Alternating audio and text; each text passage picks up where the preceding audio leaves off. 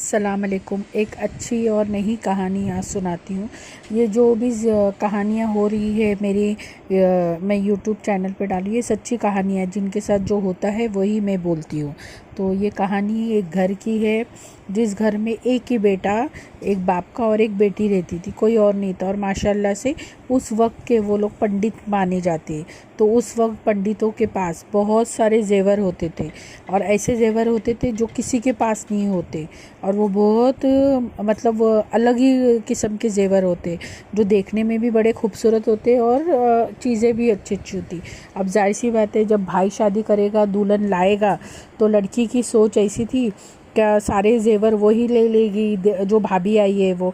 इसके लिए उसने क्या किया, वो जॉब पे जाती थी, तो लड़की ने क्या किया, अपने ही एक कुलीग के साथ शादी कर ली, और बिना बताए घर वालों को, और शादी कर ली, और सारे जेवर लेके अपने कुलीग के साथ अब उसके घर चली गई।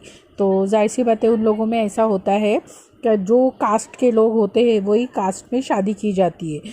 तो ये मसला उन लोगों में, पंडितों में होता है क्या पंडित ही पंडित के घर में शादी करता है, फिर वो अदर गांव का होना चाहिए, मगर वो पंडित ही होना चाहिए।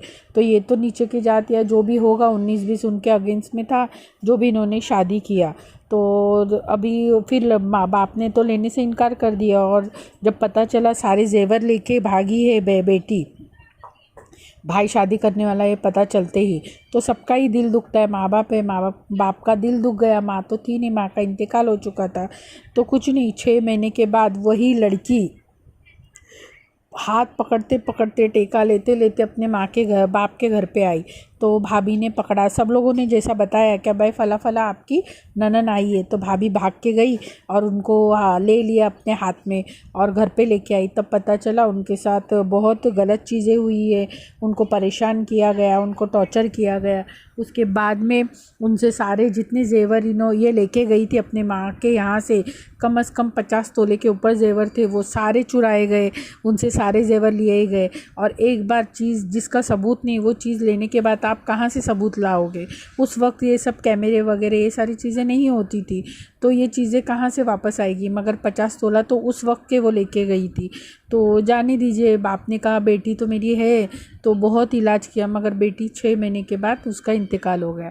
तो ऐसी भी चीज़ें होती है कि हम किसी से हेट करते हैं, और हेट करने के बाद ये सारी चीज़ें होती है। तो जिससे भी आप हेट करते हो तो ये हेट ना किया करो। रीज़न ये क्या कैसा होता है, जो इंसान हेट करता है ना, वो इंसान के आँखों सामने वो चीज़ें आ जाती है। अगर आप किसी को सताओगे, किसी को परेशान करोगे, ये लड़की भी भाभी आ रही है, जेवर छीन लेगी, ये सब करेगी, ये सोच के ही भागी थी कि उसका बाप तो अच्छे घर में उसकी निकाह करके देता, अच्छे घर में उसकी शादी करके देता, उनकी ज़ात वगैरह अच्छी थी।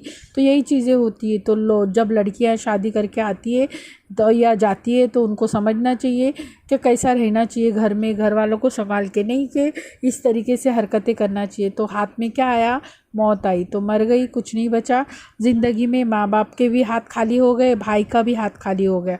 तो माशाल्लाह से अब तो उनके भाई के बच्चे हैं, अच्छे हैं, पढ़े लिखे, तो ऐसी ज़िंदगी होती है।